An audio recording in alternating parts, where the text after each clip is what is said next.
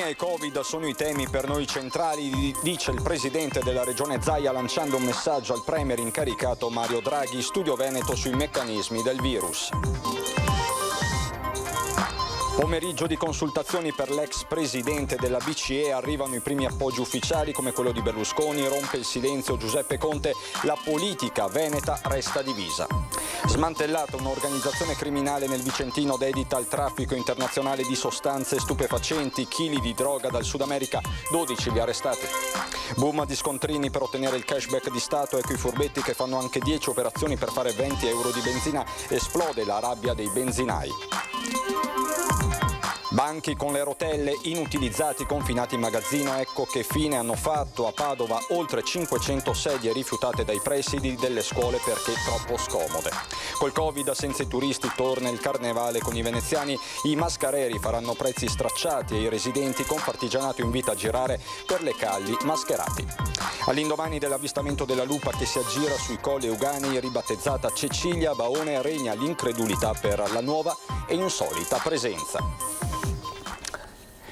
Bentrovati, buonasera telespettatrici, telespettatori di Antenna 3. I temi della politica anche questa sera inevitabilmente in apertura di questa edizione regionale, anche perché nelle ore della delle consultazioni da parte del Premier incaricato Mario Draghi, dei messaggi politici forti sono partiti dal governatore Zaia. Le priorità per il Veneto sono autonomia e Covid.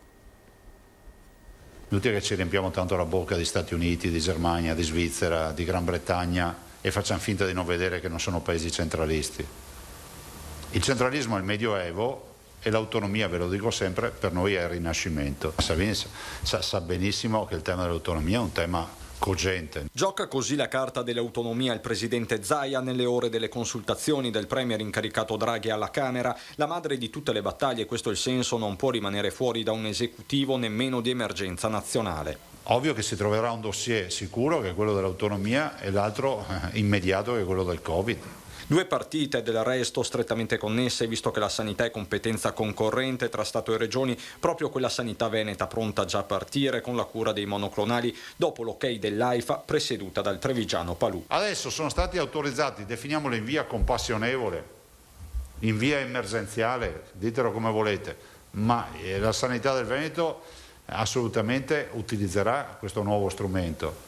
Capite che nelle prime fasi vuol dire RSA, vuol dire il paziente che ti arriva in pronto soccorso con i sintomi che puoi tentare di trattare con monoclonali, poi sono i medici che decidono. Nuove frontiere della cura che intervengono in un contesto epidemiologico mutato in fretta, come dimostra il calo di contagi e terapie intensive. Vedete che il crollo non ha eguali, andate a guardarvi tutte le curve che volete, non lo trovate.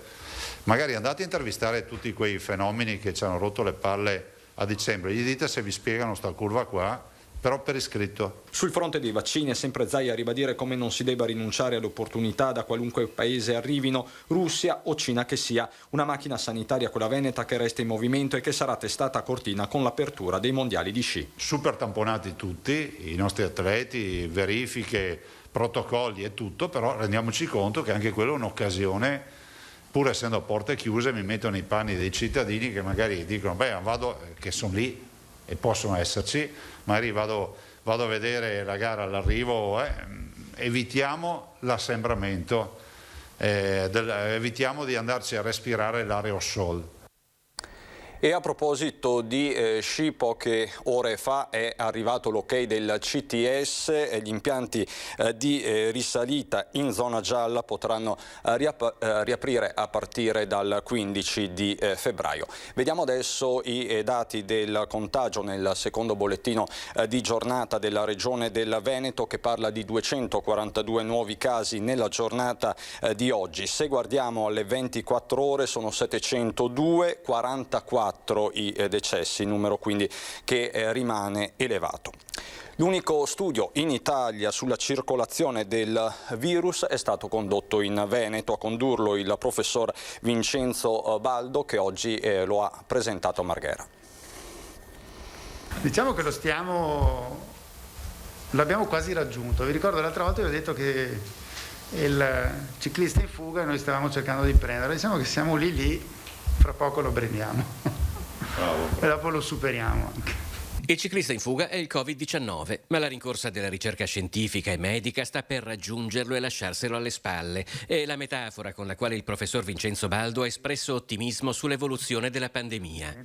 Su quanto e come sia diffuso il coronavirus in Veneto, dai dipendenti comunali ai clienti dei supermercati, Baldo, ordinario di igiene e medicina preventiva all'Università di Padova, ha condotto il primo studio a livello nazionale. Abbiamo tamponato alla fine 4.678 soggetti. 678, di questi il 98,7% era residente nella regione Veneto, il più giovane aveva 1 anno, il più esperto aveva 104 anni. Il campione, che rispecchiava proporzionalmente la distribuzione della popolazione in Veneto, è stato testato in 12 sedi diverse tra l'8 e il 27 gennaio, facendo riscontrare una positività al virus dello 0,3%. La quasi totalità dei positivi erano asintomatici e senza contatti con sintomatici. L'incidenza del coronavirus è stata poi divisa per gruppi. I clienti della grande distribuzione, i familiari dei soggetti appartenenti agli enti e altri che non erano, diciamo, quelli di passaggio, tra virgolette. Su questi abbiamo uno 0,58% di positivi. Mentre se andiamo a vedere chi lavora nella grande distribuzione aveva lo 0,19, dopo abbiamo uno 0,20 per i dipendenti, i volontari della Croce Rossa, i dipendenti comunali abbiamo anche, che prima me l'ero dimenticato, abbiamo lo 0,11%, mentre nella Guardia di Finanza, perché è stato un altro degli enti che abbiamo tamponato, abbiamo avuto lo 0%. L'84% del campione si vaccinerà contro il Covid e tra chi non intende farlo i positivi erano lo 0,61%, il triplo rispetto agli altri, fermi allo 0,28%. Ritorniamo alla politica e al pomeriggio di consultazioni del premier incaricato Draghi. Con la politica veneta che resta divisa, arrivano però i primi appoggi ufficiali a livello nazionale da Di Maio a Berlusconi, rompe il silenzio Giuseppe Conte. In queste ore qualcuno mi descrive come un ostacolo alla formazione di una nuova esperienza di governo. Evidentemente non mi conosce o parla in malafede. Rompe il silenzio nel primo pomeriggio il premier uscente Giuseppe Conte, lo fa chiarendo che non sarà certo lui a sabotare il nascente governo Draghi, ma a una condizione. Auspico un governo politico che sia solido e che abbia quella sufficiente coesione per poter operare scelte politiche. Queste le parole di Conte nel giorno in cui il presidente incaricato Mario Draghi ha avviato le sue consultazioni a Montecitorio in attesa di incontrare le formazioni principali. È arrivato l'ok di Azione, Più Europa e Radicali, mano tesa anche da Berlusconi e Di Maio. Resta fuori dai giochi Fratelli d'Italia, che sigla una sorta di pace armata ma chiede il voto. Non è vero che non si può andare alle urne perché adesso c'è il recovery da fare e ci sono i ristori da fare, si può fare comunque, non c'è nessuna preclusione. Resta l'appoggio dei Dem con una curiosità: la moglie di Draghi, Serena, è di Noventa Padovana, comune di cui è sindaco il segretario regionale del Partito Democratico. Confermo che la famiglia di Serenella Cappello è originaria e abita ancora nel mio territorio. È una fortuna, anche se devo dire che io non ho mai avuto a che fare e non ho mai avuto rapporti con quel ramo della famiglia, però fa piacere sapere che la première dame, se vogliamo definirla, qualora andasse in porto il governo, è originaria del mio paese. Sul tema interviene anche l'ex segretario del Partito Democratico regionale, il bellunese Roger Domenech, che si concentra in particolare sui temi della montagna. Abbiamo stanziato poche settimane fa 32 miliardi con uno scostamento di bilancio già approvato dal Parlamento, devo dire anche tutti assieme, non c'è stato nessun voto contrario, quindi ci sono 32 miliardi nelle casse dello Stato disponibili, ma la crisi ha fermato i decreto ristori. Questa secondo me è la cosa che più mi dà fastidio, che più mi fa arrabbiare, perché il decreto ristori voleva dire soprattutto dare le giuste risorse a tutto il comparto del turismo invernale che ci riguarda da vicino, e quindi erano previsti capitoli capitoli per gli impianti di risalita, per i maestri di sci, per gli alberghi, i ristoranti, il bar, tutti i restoli in base al calo del fatturato, il cosiddetto calo del fatturato. Ecco, questo rallentamento non ci voleva, perché settimane di ritardo sono estremamente importanti per tutta questa impresa. C'è poi il toto ministri dell'ancora futuribile governo Draghi. Chi vorreste nel nuovo esecutivo? Lo abbiamo chiesto ai trevigiani. Nella squadra di Draghi, chi vedreste come ministri? Basta che non ci siano quelli di prima. Tecnici per i prossimi 15 anni. E lei, signora? Sono d'accordo. Sicuramente spero in un governo competente e che mettano le persone giuste al posto giusto, dalla sanità alle regioni all'ambiente. Spero molto in persone, diciamo, di cui si possa fidare. Si fa il nome di Giuseppe Conte. No, per carità di Dio. No. Non ho neanche finito la domanda. No. Non ci libereremo più di Conte, non ho capito, l'abbiamo sposato per sempre. No, io vorrei ci fosse un governo guidato dalla destra. Ci vorrebbe un cambiamento, magari optare anche un po' più sulla destra, visto che non ha funzionato il governo precedente. Gentiloni credo che sia in Europa, sta bene, non credo che lasci quell'incarico. Conte, da Presidente del Consiglio a fare il Ministro, non credo. Chiamerei la Capua al posto di Speranza come virologa. Al Ministero della Sanità. Al Ministero della Sanità. Poi Di confermato Boccia, sembra, si ipotizza nel toto ministri. Lo terrei e Cottarelli, sicuramente. Si parla di Giuseppe Conte come commissario europeo al posto di Gentiloni, che andrebbe all'economia. No, a me io preferirei Gentiloni sinceramente, ma ad ogni modo che l'estate Gentiloni, se fosse possibile, ma non so se sia possibile. Bonafede, penso che sì, che abbia fatto abbastanza danni, non è neanche. Io vorrei una persona molto competente. Si potrebbe prendere qualcuno dei nostri avvocati che sono stati, tipo l'avvocato Naordio, il giudice Naordio, sarebbe una cosa migliore. Cottarelli potrebbe essere un nuovo Ministero Recovery o anche del Tesoro, no, perché nelle finanze c'è Gualtieri. Sì, potrebbe andare con Cottarelli, sì. È un tecnico. Bonafede se ne va però. Come? Bonafede se ne va. Resta vacante il posto al Ministero della La crisi è nata anche per far fuori Bonafede, quindi il progetto era quello. La cronaca ci porta a Vicenza per una maxi operazione contro il traffico internazionale di droga.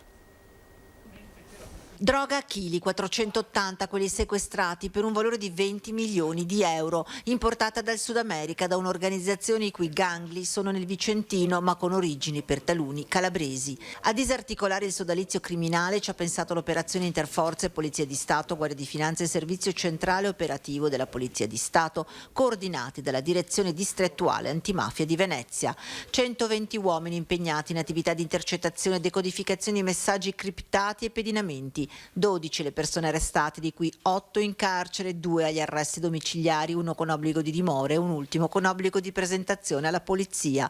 L'accusa per tutti è di associazione a delinquere finalizzata al traffico di sostanze stupefacenti. Non stiamo parlando di 2-3 bustine o di 10 overi, ma stiamo parlando ovviamente di quantitativi di livello elevato che arrivavano in questa provincia. Ci troviamo secondo me di fronte a un gruppo di persone in grado, solidi evidentemente, con una solidità economica notevole, in grado di importare un quantitativo notevole di stupefacente. Una disarticolazione non solo dal punto di vista operativo ma anche patrimoniale e finanziario, con il sequestro in conto di 250.000 euro in un appartamento a Milano. E sottraendone le disponibilità patrimoniali e finanziarie ne ha determinato un grossissimo vulnus operativo, sia sotto profilo di riciclare proprio illecito profitto, sia per autofinanziarsi con i sodali. L'operazione affonda le sue radici nel sequestro iniziale a gennaio del 2017 della mezza tonnellata di cocaina da parte delle autorità croate, droga in pacchetti da 1 chilo nascosti in una macchina operatrice destinata ad un'azienda di schio, il cui imprenditore verrà arrestato e condannato, ma che risulterà uno dei membri importanti dell'organizzazione. Con una consegna cosiddetta controllata all'imprenditore arrivano solo 2 kg di cocaina. Da qui iniziano le intercettazioni che portano ad altri imprenditori nel settore conciario, stabili, aziende utilizzate per l'importazione della droga dal Sud America, ma se necessario anche dall'Olanda. Nell'organizzazione c'era chi era dedito alla pianificazione dell'importazione, veri e propri grossisti, chi al reperimento dei clienti, chi fungeva da intermediario tra la base dell'organizzazione e il vertice. A tirare le fila nel Vicentino 2 soggetti di origini calabrese, referenti per diverse andrine locali che mettevano i soldi. Boom di scontrini per ottenere il cashback di Stato ed esplode la protesta dei benzinai contro i furbetti. Ho notato che nell'ultimo periodo, da quando c'è questo cashback, le erogazioni sui self-service in chiusura, ci sono più operazioni con importi bassissimi. Per un rifornimento di benzina da 42 euro si è arrivati a fare 7 scontrini con piccoli importi, il più basso 2,90 euro, il più alto poco più di 7 euro. È la nuova tecnica dei furbetti del cashback che vogliono aggiudicarsi il rimborso accumulando il più alto numero di pagamenti elettronici mensili. A farne le spese però sono i benzinai che alla mattina si trovano pile di ricevute di clienti che utilizzano il self-service per accumulare transazioni. È un ulteriore danno economico perché comunque c'è da anni che lottiamo per questa cosa, che abbiamo troppe commissioni rispetto al nostro guadagno. Adesso ulteriormente sono aumentate le erogazioni di piccolo taglio e di conseguenza ci sono più spese bancarie. Da anni la categoria lotta per vedersi diminuire il costo delle commissioni bancarie per ogni rifornimento sostenuto con pagamenti elettronici, costo che incide notevolmente sul loro profitto. Ora questo comportamento dei clienti, attirati dai rimborsi del cashback di Stato, li mette davvero in difficoltà, senza considerare le diminuzioni di spostamenti dovute alle restrizioni e l'aumento dello smart working che ha ridotto i consumi di carburante. Le associazioni di categoria avvertono i furbetti, tanti scontrini con piccoli importi non servono a nulla. C'è questo sospetto che indubbiamente, se fosse vero lo andremo a pubblicizzare, che transazioni fatte una dietro l'altra a breve scadenza sicuramente non sono valide, ma è valido sempre la prima. Praticamente, se è vero questo, quell'utente là ha perso solo del tempo e non ha avuto nessun beneficio. E ha fatto un danno a voi benzinai. Un danno enorme a noi, insomma. Per quanto riguarda la lotteria dei scontrini, la distribuzione dei carburanti è esclusa, pertanto non partecipa all'ammontare delle transazioni per quanto riguarda la lotteria. Ritorniamo a parlare dei famigerati banchi a rotelle e rimaniamo nel Padovano per vedere che fine hanno fatto. Accumulati nelle stanze del deposito della provincia di Padova, impolverati oppure ancora imballati e accatastati. Ecco che fine hanno fatto la gran parte dei banchi con le rotelle acquistati con i finanziamenti europei dalla provincia per far fronte alle richieste delle scuole padovane. Alcune presidi di istituti superiori però, dopo averli visti, si sono resi conto che erano scomodi a tal punto da ribaltarsi e davvero difficili da utilizzare per la didattica, e così li hanno rispediti in magazzino in barba ai soldi spesi per l'acquisto. Proviamo allora a sederci in una di queste sedute innovative.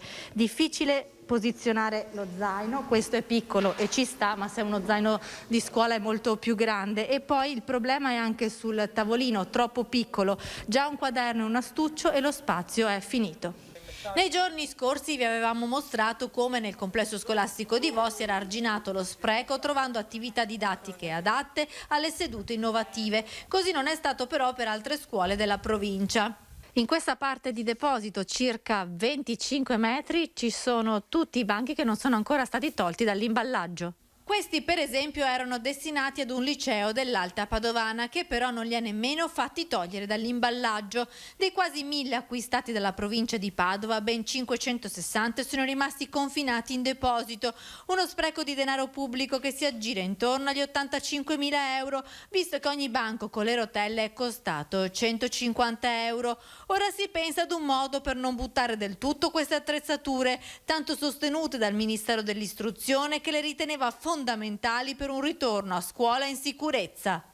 Alcune scuole hanno fatto evidentemente valutazioni diverse, questi banchi sono tornati indietro, sono circa poco meno di 600 quelli che sono tornati indietro. Adesso insomma noi contiamo che nelle prossime ricognizioni che verranno fatte tradizionalmente tra maggio e giugno, contiamo insomma di poterli ricollocare nelle scuole che ne avessero ancora di bisogno o che necessitano insomma di ampliare le proprie attrezzature. Io ho detto che piuttosto di lasciarli inutilizzati potranno essere insomma destinati ad associazioni di volontariato e ai paesi del mondo che eventualmente necessitano di far scuola e ne dovessero aver bisogno.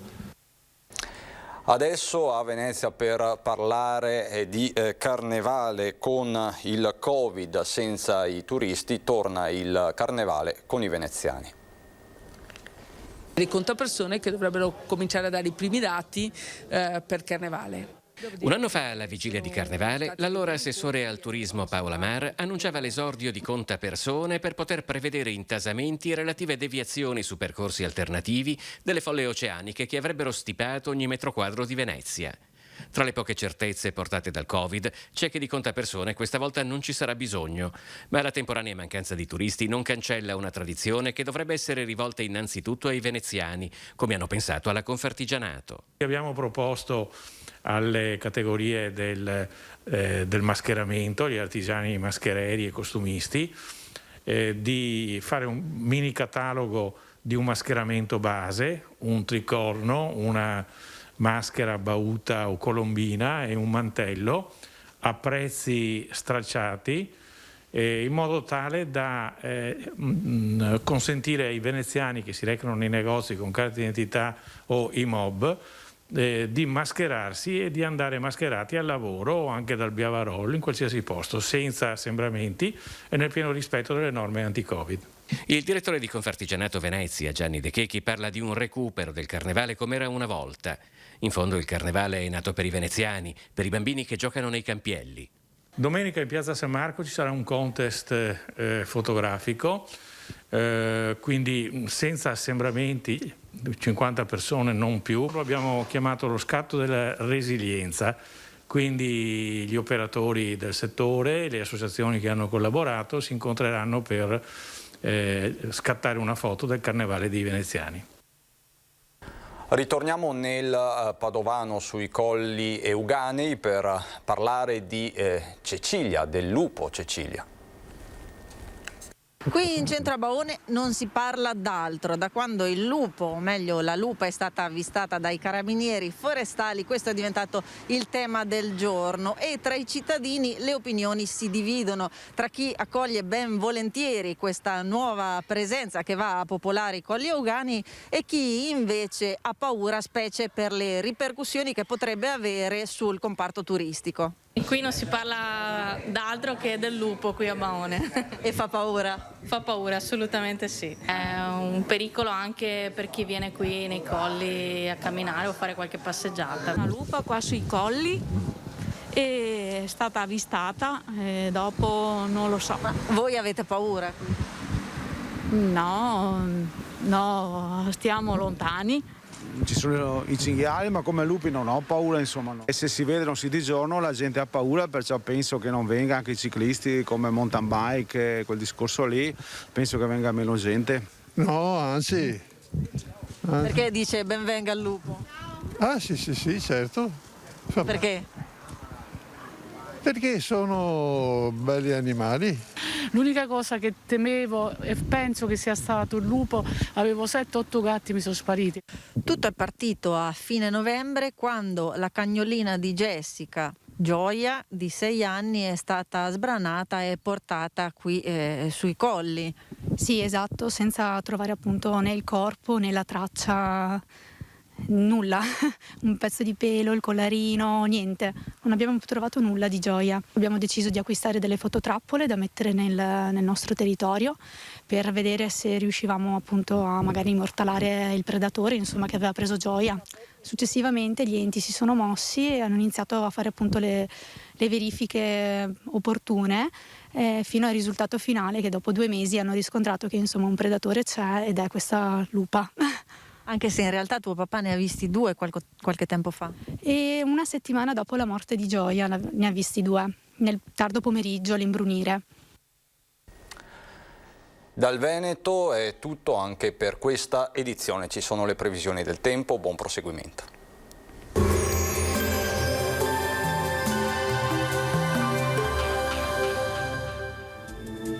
Bentrovati al meteo.